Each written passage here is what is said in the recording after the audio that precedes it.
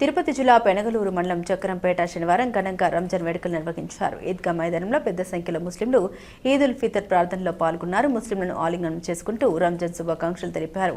ఈ సందర్భంగా మండలంలోని పలు ప్రాంతాల్లో ఫితర్ ప్రార్థన ముస్లిం సోదరులు నిర్వహించారు. ముందుగా ఈ సందర్భంగా ముస్లిం సోదరులు మాట్లాడారు. రాష్ట్రంలో ప్రజలందరూ సుఖ సంతోషాలతో ఉండాలని కోరారు.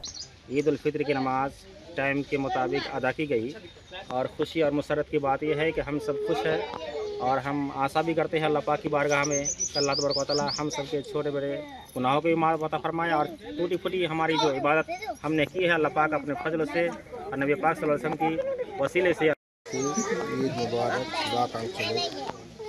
ఈ సంవత్సరము దేవుడి వల్ల అందరూ ఒక్క నుండి సుఖ సంతోషంతో అందరూ ఉండాలని ఆ దేవునితో ప్రార్థిస్తున్నాము.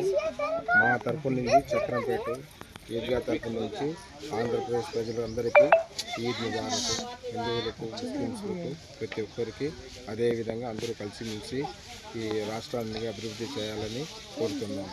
దేవుడు అందరికీ చల్లగా చూడాలని అందరూ దువా చేసి